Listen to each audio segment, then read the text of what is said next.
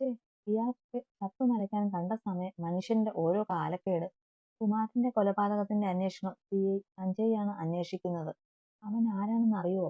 ആ വൈഭവിന്റെ കൂട്ടുകാരനാ. ആ CIയും വൈഭവും കൂടി കൂടിയാൽ ആ നിമിഷ നേരം കൊണ്ട് അവർ നമുക്ക് മുന്നിലെത്തും. അതിന് നീ എന്തിനാ ഇത്ര കിടന്ന് അലർന്നേ? കുമാരനെ കൊന്നത് നീയോ ഞാനോ അല്ലല്ലോ, പിന്നെന്താ? മുന്നിൽ നിന്ന് ഭ്രാന്തെടുത്തവനെ പോലെ ഓരോന്ന് പറഞ്ഞ് അലർന്ന കാർത്തികിനെ നോക്കി നരേന്ദ്രൻ ചോദിച്ചു. ഇരുവരും നരേന്ദ്രന്റെ ഒരു പ്രൈവറ്റ് വില്ലയിലാണ്. ഇല്ല, നമ്മൾ കൊന്നിട്ടില്ല. പക്ഷേ കൊല്ലാൻ തീരുമാനിച്ചില്ലേ? അമ്മാവന്റെ വാക്ക് കേട്ട് ആ സേതുവിനെ ആദ്യം പോയി ചാമ്പി. പിന്നെ കുമാരനെ അയാളുടെ വീട്ടിൽ പോയി കൂട്ടിക്കൊണ്ടു വന്നത് ആരാ? ഞാൻ. ഞാൻ. അപ്പോ പിന്നെ ആ പോലീസുകാരൻ അന്വേഷിച്ചാൽ ആദ്യം അയാൾ എന്നെ പൊക്കില്ലേ? കാർത്തിക് കലിയടങ്ങാതെ വീണ്ടും പറഞ്ഞു. എടാ, നീ ഇങ്ങനെ കിടന്ന് ടെൻഷൻ ആകേണ്ട. നിന്റെ അമ്മാവൻ അതൊക്കെ ഡീൽ ചെയ്തോളും. അയാൾക്കേ കുറുക്കന്റെ ബുദ്ധിയാ. കക്കാനും കൊല്ലാനും അറിയാം. വർഷം 10-30 അങ്ങേര് ഈ പണി തുടങ്ങിയിട്ട്. അതുകൊണ്ട് പേടിക്കണ്ട. നിന്നെയും എന്നെയും ഒക്കെ നല്ല നൈസായിട്ട് അവൻ ഇതിൽ നിന്ന് ഊരിയെടുത്തോളും. കണ്ടാൽ മതി. വേറെ ആരെയും എനിക്ക് പേടിയില്ല. പക്ഷേ വൈഭവ്, കുറുക്കന്റെ മേലെ നിൽക്കുന്ന നരിയുടെ തലയെ അവന്റെ. നമ്മളെ മണത്ത് പിടിക്കാൻ അവൻ മതി. അല്ല, ഇനി ഇതിനൊക്കെ പിന്നിൽ നമ്മളാണെന്നും അവൻ അറിഞ്ഞോന്ന് ആർക്കറിയാം? അവിടെയുള്ള സോഫയിലേക്ക് ഇരുന്ന് കാർത്തിക് അത് പറഞ്ഞു തീർന്നതും പുറത്ത് എന്തോ വീണുടയുന്ന ശബ്ദം കേട്ടു നരേന്ദ്രനും കാർത്തിക്കും ഒന്ന് ഞെട്ടി. ഛേ, കൈ അറിയാതെ തട്ടി ആ പ്രൈവറ്റ് വില്ലയുടെ ഉമ്മറത്തെ ചെടി തട്ടി താഴെ വീണു പൊട്ടിയത് കണ്ട നടാഷ അബദ്ധം പിണഞ്ഞതുപോൽ നാക്ക് കടിച്ചു. അവിടെ ഒളിച്ചു നിന്ന നരേന്ദ്രന്റെയും കാർത്തികിന്റെയും സംഭാഷണം ശ്രദ്ധിക്കുകയായിരുന്നു അവർ. അടുത്ത നിമിഷം ആ വില്ലയുടെ വാതിൽ ഉള്ളിൽ നിന്ന് തുറന്നു. മുന്നിൽ വെറിയോടെ നിൽക്കുന്ന കാർത്തികിനെയും അവന് പിറകിൽ നിൽക്കുന്ന നരേന്ദ്രനെയും കണ്ട് നടാഷ ഒന്ന് ഉമിനീരിറക്കി. നീ എന്താടി ഇവിടെ? അതെന്നെ വിളിച്ച ആളോട് ചോദിക്ക്. കാർത്തികിനെ പെട്ടെന്ന് കണ്ട് ഞെട്ടിയെങ്കിലും ഉള്ളിലെ പതർച്ച മാറ്റിവെച്ച് നടാഷ പറഞ്ഞു. അവളെ ഞാനാ വിളിച്ചത് കാർത്തികേ, ഇങ്ങോട്ട് കയറ്റിവിട്. ഉള്ളിൽ നിന്ന് നരേന്ദ്രൻ വിളിച്ചു പറഞ്ഞത് കേട്ടതും കാർത്തിക് നടാഷയെ ഒന്ന് നോക്കിയിട്ട് മുന്നിൽ നിന്ന് മാറി. അവൾ അകത്തേക്ക് കയറി. എന്താ ശബ്ദം കേട്ടത്? അത് എന്റെ കൈതട്ടി ഒരു ചെടിച്ചട്ടി താഴെ വീണ് പൊട്ടിയതാ. നിന്നോട് പറഞ്ഞ കാര്യം എന്തായി? എനിക്ക് കുറച്ച് സമയം കൂടി വേണം. വൈഭവ് ഇപ്പോൾ പഴയ പോലെ എന്നോട് വലിയ അറ്റാച്ച്മെന്റ് ഇല്ല. അതുകൊണ്ട് തന്നെ അവന്റെ പേഴ്സണൽ ലാപ്ടോപ്പ് എടുക്കുക എന്നൊക്കെ പറഞ്ഞാൽ അത് വലിയ റിസ്ക് ആണ്. നരേന്ദ്രന് മറുപടി കൊടുത്തുകൊണ്ട് നടാഷ അവിടെയുള്ള സോഫയിലേക്ക് ഇരുന്നു. വൈഭവിന് നിന്നോട് ഇൻട്രസ്റ്റ് ഇല്ലെങ്കിൽ അവനെ വശീകരിച്ച് നിന്റെ കൂടെ കിടത്താനല്ലേടി മോളെ നിനക്ക് ഞങ്ങൾ കാശ് തരുന്നത്? ദേ, സൂക്ഷിച്ച് സംസാരിക്കണം. കാർത്തിക് നടാഷയ്ക്ക് നേരെ ചെന്ന് ദേഷ്യത്തിൽ ചോദിച്ചതും അടുത്ത സെക്കൻഡ് അവളുടെ ചൂണ്ടുവിരൽ അവന് നേരെ ഉയർന്നു. നിന്റെയൊക്കെ കാശ് വാങ്ങിച്ചിട്ടുണ്ടെങ്കിൽ അതിന്റെ പണി ഈ നടാഷ എടുത്തിട്ടുണ്ട്. അത് തന്നെ ബോധിപ്പിക്കേണ്ട ആവശ്യം എനിക്കില്ല. ഈ ഇരിക്കുന്ന നരേന്ദ്രനെ അറിയാം. പിന്നെ കൂടെ കിടന്നതിന്റെ കണക്ക് നീ പറയല്ലേ കാർത്തികേ? ലോകത്തിനു മുന്നിൽ ഒരുത്തിയെ താലി കെട്ടി ഭാര്യയാണെന്നും പറഞ്ഞ് വീട്ടിൽ കൊണ്ടുവച്ചിട്ട് രാത്രി എന്റെ വീടിന്റെ കതക് മുട്ടിയിട്ടുള്ളവനല്ലേ നീ? അത് മറക്കണ്ട. ഡീ, കാർത്തികേ, നിർത്ത്. നടാഷയുടെ വാക്കിൽ അരിശമുണ്ട കാർത്തിക് അവൾക്ക് നേരെ വീണ്ടും അടുത്തതും നരേന്ദ്രൻ അവനെ തടഞ്ഞു. നടാഷേ, നീ ഇപ്പൊ പൊയ്ക്കോ. തൽക്കാലം ഒന്നും ചെയ്യണ്ട. വൈഭവിന് ഒരു സംശയവും ഉണ്ടാക്കാതെ അവന്റെ കൂടെ നിൽക്ക്. അവന് വേരോടെ കൂട്ടാൻ ഒരു പ്ലാൻ ഞങ്ങൾ നോക്കുന്നുണ്ട്. അതാവുമ്പോൾ ഞാൻ പറയാം. അപ്പോൾ അവനെ പിന്നിൽ നിന്ന് കുത്തിയാൽ മതി നീ. നരേന്ദ്രൻ പറഞ്ഞത് നടാഷ എഴുന്നേറ്റ് മുന്നിലിരിക്കുന്ന കാർത്തികിനെ ഒന്ന് തറപ്പിച്ചു നോക്കിയിട്ട് അവൾ ഇറങ്ങിപ്പോയി. അങ്കിൾ എന്ത് പണിയാ കാണിച്ചേ? ആ മോളെ അങ്ങനെ വെറുതെ വിട്ടോ? അങ്കിൾ തന്നെയല്ലേ പറഞ്ഞത് അവള് തരുന്ന ഇൻഫർമേഷൻസ് ഒക്കെ തെറ്റുണ്ടെന്നും അവള് നമുക്ക് എതിര് നിൽക്കുന്നുണ്ടോ എന്ന് സംശയമുണ്ടെന്നുമൊക്കെ. എന്നിട്ട് അതൊന്ന് ചോദിക്കുക പോലും ചെയ്യാതെ അങ്ങ് വിടുവാണോ? ഇപ്പൊ തന്നെ അവൾ ഇവിടെ പറഞ്ഞതൊക്കെ ഒളിച്ചു നിന്ന് കേൾക്കുമായിരുന്നെങ്കിലോ? നടാഷ പോയതും കാർത്തിക് നരേന്ദ്രന് നേരെ ശോഭിച്ചു. വെറുതെ വിടാനോ അവളെയോ? ഒരിക്കലുമില്ലടാ. അവൾക്കുണ്ടായ മാറ്റം എനിക്ക് മനസ്സിലായി തുടങ്ങി. പക്ഷേ ഇപ്പോൾ ഞാനത് പുറത്തെടുക്കാത്തതാ. കാരണം വൈഭവിന്റെ സീക്രട്സ് അവനറിയാം എന്നതുപോലെ തന്നെ എന്റെയും നിന്റെയും പല കാര്യങ്ങളും അവൾക്ക് ധാരണയുണ്ട്. അതുകൊണ്ട് പെട്ടെന്ന് അവളെ പിണക്കണ്ട. അവള് നമ്മളെ ക്രോസ് ചെയ്യുന്നുണ്ടോ എന്ന് ഒന്ന് ശ്രദ്ധിച്ചാൽ മതി. അങ്ങനെ എന്തേലും ഉണ്ടായാൽ പിന്നെ അവളെ അങ്ങ് തീർക്കാം. ചുവന്ന കണ്ണാലെ വലിഞ്ഞു മുറുകിയ മുഖത്തോട് ദേഷ്യത്തിൽ നരേന്ദ്രൻ പറഞ്ഞതും കാർത്തികിന്റെ ചുണ്ടിലും ക്രൂരമായ ഒരു ചിരി വിരിഞ്ഞു. മുഖത്തേക്ക് അടിച്ച വെയിൽ വെട്ടത്തിൽ ഉറക്കം മുറിഞ്ഞ് ശിവ കണ്ണുകൾ തുറക്കുമ്പോൾ അവൾ വൈഭവിന്റെ നെഞ്ചിലാണ്. ഇരു കൈകൾ കൊണ്ടും അവളെ പൊതിഞ്ഞു പിടിച്ചിരിക്കുകയാണ് അവൻ. ഒരു നിമിഷം അവന്റെ മുഖത്ത് തന്നെ നോക്കിക്കിടന്നു പെണ്ണ്. ഇങ്ങനെ നോക്കി തീർക്കേണ്ട പെണ്ണെ, നിന്റെ സ്വന്തം പ്രോപ്പർട്ടി തന്നെയാണെന്ന് ഇതിനു മുമ്പ് ഞാൻ പറഞ്ഞിട്ടില്ലേ അമ്മേ? കണ്ണുകൾ തുറക്കാതെ ചെറുചിരിയോടെ വൈഭവ് ചോദിച്ചതും ശിവ ഞെട്ടലോടെ നാക്ക് കടിച്ചുകൊണ്ട് അവനിൽ നിന്ന് മുഖം വെട്ടിച്ചു. എന്നും രാവിലെയുള്ള ശീലം. എത്രയൊക്കെ ദേഷ്യം കൊണ്ട് മാറ്റിവെച്ചാലും തന്നിൽ നിന്ന് പോകില്ലെന്ന് അവൾ ഓർത്തു. എന്നെ വിടുവോ? എനിക്ക് ബാത്റൂമിൽ പോകണം. മുഖം കൂർപ്പിച്ച് ഗൗരവത്തോടെ അവൾ പറഞ്ഞതും ചെക്കൻ ഒരു ചിരിയോടെ പെണ്ണിന്റെ മേലുള്ള പിടിവിട്ടു. അടുത്ത സെക്കൻഡ് ശിവ ചാടിത്തുള്ളി എഴുന്നേറ്റതും സ്വിച്ചിട്ട പോലെ അവളൊന്ന് നിന്നുപോയി. കാര്യം മനസ്സിലായതും വൈഭവ് ചാടി എഴുന്നേറ്റ് വേഗം ചെന്നവളെ പിടിച്ചു. ഒന്നുമില്ല പെണ്ണെ, ഹെഡ് സ്പിന്നാ. ഈ സമയത്ത് ഇത് കോമണാ, റിലാക്സ്. അവൻ അവളെ നെഞ്ചിലേക്ക് അടക്കി പിടിച്ച് ശിവയും വൈഭവിന്റെ നെഞ്ചിലേക്ക് ചാഞ്ഞു. അവൾക്ക് പെട്ടെന്ന് തലകറങ്ങും പോലെ തോന്നിയിരുന്നു. അവൻ പതിയെ ബെഡിലേക്ക് ഇരുത്തിയിട്ട് ശിവയെ തന്റെ മടിയിലേക്ക് ഇരുത്തി. പ്രഗ്നൻസിയുടെ ഏർലി സ്റ്റേജിൽ ഹെഡ് സ്പിൻസ് കോമൺ ആണ്. ഉറങ്ങി എഴുന്നേൽക്കുമ്പോൾ എപ്പോഴും കുറച്ചു നേരം ബെഡിൽ ഒന്ന് എഴുന്നേറ്റ് ഇരുന്നിട്ടേ എഴുന്നേൽക്കാവുള്ളൂ. Don't get rush, okay? മനസ്സിലായോ? അരിമയോട് പെണ്ണിനെ തലോടി അവൻ ചോദിച്ചതും അവൾ അനുസരണയോടെ മൂളി. വൈഭവ് ഒന്ന് ചിരിച്ചു. കുഞ്ഞു പിള്ളേരെ പോലെ തന്റെ കൈക്കുള്ളിൽ ചുരുണ്ടിരിക്കുവാണ് പെണ്ണ്. എഴുന്നേൽക്കാൻ പറ്റുന്നുണ്ടോ പെണ്ണെ ഇപ്പോ? അതോ ഞാൻ എടുത്തോണ്ട് പോകണോ ബാത്റൂമിലേക്ക്? കുറച്ചു നിമിഷങ്ങൾക്ക് ശേഷം പെണ്ണിന്റെ അഴിഞ്ഞു കിടക്കുന്ന മുടിയിൽ തലോടി കള്ളശ്ശേരിയോടെ അവൻ ചോദിച്ചതും അവളൊന്ന് തലപൊക്കി നോക്കി. വേണ്ട, ഞാൻ പൊയ്ക്കോളാം. കുത്തിവീർപ്പിച്ച മുഖത്തോടെ കടുപ്പത്തിൽ അവനോട് പറഞ്ഞിട്ട് വളരെ പതിയെ വൈഫുവിന്റെ മടിയിൽ നിന്ന് എഴുന്നേറ്റ് ബാത്റൂമിലേക്ക് നടന്നു കയറി. ഡോർ ആഞ്ഞടച്ചു. ഇവളൊരു നടക്ക് പോകില്ല. പെണ്ണിന്റെ കോപം കണ്ടവൻ സ്വയം പറഞ്ഞു ചിരിച്ചു. പെട്ടെന്ന് അവന്റെ ഫോൺ റിങ് ചെയ്തു. സഞ്ജയ് എന്നതിൽ കണ്ടതും വൈഫുവിന്റെ മുഖം ഗൗരവം വന്നു. അടഞ്ഞു കിടക്കുന്ന ബാത്റൂം ഡോറിലേക്ക് ഒന്ന് നോക്കിയിട്ട് അവൻ കുറച്ചു മാറി ജനലിന്റെ അരികിലേക്ക് ചെന്നു. ഹലോ വിച്ചു, കുമാരന്റെ പോസ്റ്റ്മോർട്ടം റിപ്പോർട്ട് കിട്ടിയടാ. And you are right, it's a murder.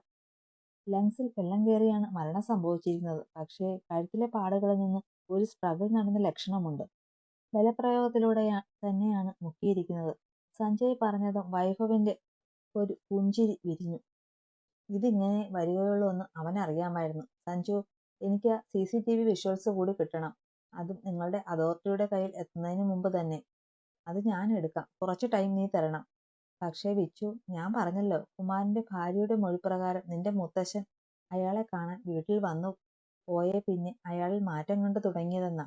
വല്ലാത്ത ഒരു ഭയവും ദേഷ്യവും ഒക്കെ ഉണ്ടായി എന്ന്. കൂടാതെ മുത്തശ്ശനെ കാണാൻ ഹോസ്പിറ്റലിലേക്ക് പോവുകയാണെന്ന് പറഞ്ഞ് കുമാരൻ അവസാനമായി വീട്ടിൽ നിന്നിറങ്ങിപ്പോയത്. സോ സാഹചര്യ തെളിവുകളെല്ലാം വിരൽ ചൂണ്ടുന്നത് നിന്റെ മുത്തശ്ശനിലേക്കാ. നീ എന്തുകൊണ്ടും കുറച്ച് അലർട്ടായിരുന്നോ? നിങ്ങളുടെ ആ കുടുംബ വക്കീലിനെ കൂടെ ഒന്ന് കൺസൾട്ട് ചെയ്യും. സഞ്ജയ് പറഞ്ഞതിന് അമർത്തിയൊന്ന് മൂളി വൈഭവ്. നിന്റെ മോള് എനിക്ക് പിടികിട്ടിട്ടോ. കേരള പോലീസ് തെളിവെടുപ്പും അന്വേഷണവും സാക്ഷി വിസ്താരവും ഒക്കെ കഴിഞ്ഞ് അങ്ങ് വരുമ്പോഴേക്കും കിട്ടാനുള്ളവരെല്ലാം പൊക്കി നീ പരലോകത്ത് വിടും എന്നല്ലേടാ? സഞ്ജയ് ചിരിയോടെ ചോദിച്ചതും വൈഭവ് ഒന്ന് പൊട്ടിച്ചിരിച്ചു. ചാവാൻ വേണ്ടി ഓരോരുത്തന്മാർ കെട്ടി എഴുന്നള്ളി വരുമ്പോൾ നമ്മളായിട്ട് അത് ഡിലേ ചെയ്യിക്കണ്ടല്ലോ. ആയിക്കോട്ടെടാ, ഈ കാര്യത്തിൽ നിന്നെ തടയാൻ ഞാനില്ല. നീ നിനക്ക് ഇഷ്ടമുള്ളത് ചെയ്തോ. ഇനി എന്തേലും വേണോ ജസ്റ്റ് കാൾ മീ, ഓക്കെ? ഓക്കേടാ. സഞ്ജയ് കോൾ കട്ട് ചെയ്തു. അവൻ നേരെ ഫോണിൽ നടാഷയുടെ നമ്പർ ഡയൽ ചെയ്തു. കുളി കഴിഞ്ഞിറങ്ങിയ ശിവ നേരെ അച്ഛന്റെ റൂമിലേക്ക് നടന്നു. അമ്മ അവിടെയാണ്. ഇന്നലെ വന്നപ്പോൾ മുതൽ ആ മുറിയിൽ ഇരിപ്പാണ്. തന്നെ ചേർത്ത് പിടിച്ചു സേതു വെച്ച. അച്ഛന്റെ ചിതാഭസ്മം അമ്മയുടെ കയ്യിലേക്ക് കൊടുത്തപ്പോൾ അമ്മ കരഞ്ഞില്ല. ഒന്നും മിണ്ടാതെ അതും പിടിച്ച് ഒരേ ഇരിപ്പിരുന്നു. ആ നെഞ്ചോരം ചാരി ഞാനും. പിന്നെ എപ്പോഴോ ആണ് മുറ്റത്തേക്ക് ഇറങ്ങിയത്. അമ്മയുടെ ആ ഇരിപ്പ് അങ്ങനെ കണ്ടുകൊണ്ടിരിക്കാനുള്ള കരുത്തില്ലാതായ പോലെ തോന്നി. മുത്തേ. പെട്ടെന്ന് വാമിയുടെ ശബ്ദം കേട്ടതും ശിവ തിരിഞ്ഞു നോക്കി. അപ്പോൾ കണ്ടു കുളിയൊക്കെ കഴിഞ്ഞ് തലയിൽ ഒരു തോർത്തും ചുറ്റി കയ്യിൽ കോഫിയുമായി മുന്നിൽ നിൽക്കുന്ന അമ്മയെ. ഞാൻ മോളെ വിളിക്കാൻ മുറിയിലേക്ക് വരാൻ തുടങ്ങുമായിരുന്നു. എഴുന്നേക്കാൻ താമസിച്ചപ്പോൾ ആദ്യം ഉറങ്ങിക്കോട്ടെ എന്ന് വിചാരിച്ചതാ. പക്ഷേ നേരം ഒരുപാടായില്ലേ കണ്ണാ. എന്റെ മുത്തിന് വിശക്കില്ലേന്ന് ഓർത്തപ്പോൾ ഇങ്ങു പോന്നതാ. ശിവയുടെ നെറുകിൽ തലോടി വാത്സല്യത്തോടെ വാമി ചോദിച്ചതും അവളൊരു നിമിഷം പകപ്പോടെ അമ്മയെ നോക്കി. എന്താ എന്റെ മുത്ത് നോക്കുന്നത്? അമ്മയ്ക്ക് വീണ്ടും മനസ്സിന് സുഖമില്ലാണ്ടായി ഞാൻ എന്റെ മോളിൽ നിന്ന് അകന്നെന്നാണോ? വാമി ചോദിക്കവേ ശിവയുടെ ശിരസ് അല്ലെന്നാട്ടി. അമ്മയുടെ മനസ്സിന് ഒരു കുഴപ്പവുമില്ല മോളെ. ഇനി എന്റെ മോളുടെയും എന്റെ പേരക്കുഞ്ഞിന്റെയും കാര്യം നോക്കണം അമ്മയ്ക്ക്. കൊതി തീരാത്ത പോലെ നിന്നെ സ്നേഹിക്കണം എനിക്ക് ഒരുപാട്. കണ്ണു നിറച്ചവർ പറഞ്ഞതും ശിവ പുഞ്ചിരിയോടെ അമ്മയെ കെട്ടിപ്പിടിച്ചു. അവളുടെ കണ്ണുകളിൽ നനവ് പടർന്നിരുന്നു. പിന്നെ അങ്ങോട്ട് ശിവയെ പിടിച്ചിരുത്തി ഭക്ഷണം കൊടുക്കാനും അവളുടെ പിറകെ ഇരുന്ന് ഓരോന്ന് പറഞ്ഞു കൊടുക്കാനും തുടങ്ങി വാമി. കൂടെ കൂടിയ ചിത്തുവിനെയും ചേർത്ത് പിടിച്ചു അവർ. വാമിയുടെ പെട്ടെന്നുള്ള ആ മാറ്റം സേതുവിനും അനിതയ്ക്കും അനിരുദ്ധിനുമൊക്കെ അമ്പരപ്പും സന്തോഷവും നൽകി. ഫ്രഷായി വന്ന വൈഭവ് കാണുന്നത് ശിവയെ പിടിച്ച് അടുത്തിരുത്തി അവളുടെ അഴിഞ്ഞു കിടക്കുന്ന മുടി ചീകി ഒതുക്കി കൊടുക്കുന്ന അപ്പമ്മയാണ്.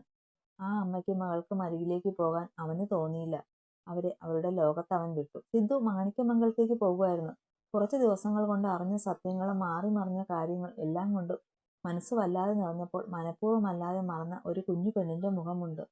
ഈ പ്രശ്നങ്ങൾക്കിടയിൽ അവളൊക്കെ എങ്ങനെയുണ്ട്, അവൾ ഓക്കെയാണോ എന്നൊന്നും ചോദിച്ചില്ല. അവളോട് സംസാരിച്ചാലോ എന്നൊക്കെ അവന്റെ മനസ്സ് തന്നെ അവനെ വല്ലാതെ ബുദ്ധിമുട്ടിക്കാൻ തുടങ്ങി. വൈഭവനെ വിളിച്ചപ്പോൾ അവനും അനിയും നവസിലാണെന്ന് കൂടി കേട്ടപ്പോൾ വല്ലാതെയായി. അവൾ ഒറ്റയ്ക്കായിരിക്കും എന്ന ചിന്ത ഉള്ളിൽ കൂടി. പിന്നെ ഒന്നും നോക്കിയില്ല, നേരെ വണ്ടിയെടുത്ത് ഇങ്ങോട്ട് പോന്നു. ഇതിനിടയിൽ ഒരുപാട് തവണ പെണ്ണിന്റെ ഫോണിലേക്ക് ട്രൈ ചെയ്ത് നോക്കി, പക്ഷേ കോൾ എടുത്തില്ല.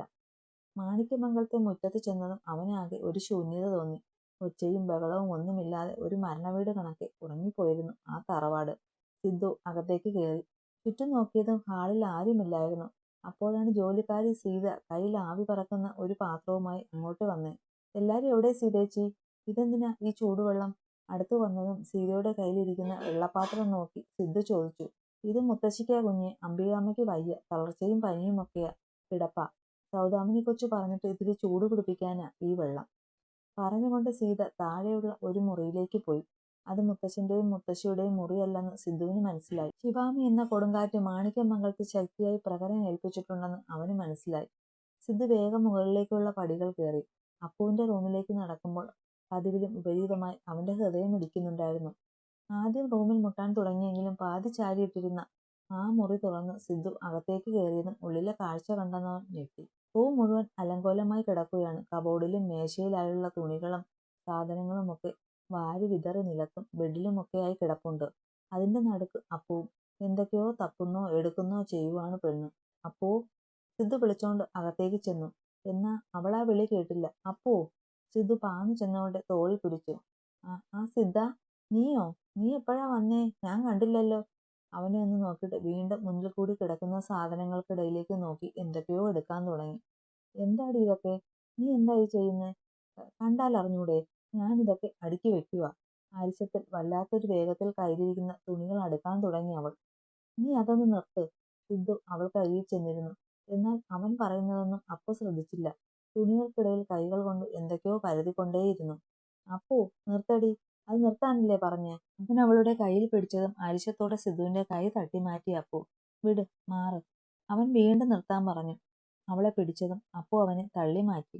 ഒടുവിൽ അവളെ ഇരു കൈകൾ കൊണ്ടും പിന്നിൽ നിന്ന് പൊതിഞ്ഞു കെട്ടിപ്പിടിച്ചു അവന്റെ നെഞ്ചിലേക്ക് ചേർത്ത് പിടിച്ചു. വിട് സിദ്ധ, എന്നെ വിട്. അപ്പു കാറിക്കൊണ്ട് അവന്റെ കൈകളിൽ കിടന്ന് കുതറി. പക്ഷെ അവളുടെ ശ്രമങ്ങളെ വിഫലമാക്കിക്കൊണ്ട് അപ്പുവിന്റെ മേലുള്ള സിദ്ധുവിന്റെ പിടി മുറുകി. റിലാക്സ് പെണ്ണെ, റിലാക്സ്. കയ്യിൽ കിടന്ന് കുതറുന്ന പെണ്ണിന്റെ ചെവിയോരം പതിഞ്ഞ ശബ്ദത്തിൽ അവൻ പറഞ്ഞതും അപ്പു ഒന്നടങ്ങി. വല്ലാതെ കിതച്ചുകൊണ്ട് സിദ്ധുവിന്റെ നെഞ്ചിലേക്ക് തല ചായ്ച്ചതും അവളുടെ കണ്ണുകൾ നിറഞ്ഞു തുടങ്ങി. എന്തിനാ വന്നേ? പൊയ്ക്കോ, ഇവിടുന്ന് പൊയ്ക്കോ. എല്ലാവരും പോയി ഇവിടുന്ന്. ഏട്ടന്മാരും ഏട്ടത്തിമാരും ഒക്കെ പോയി. അപ്പമ്മ പോയി.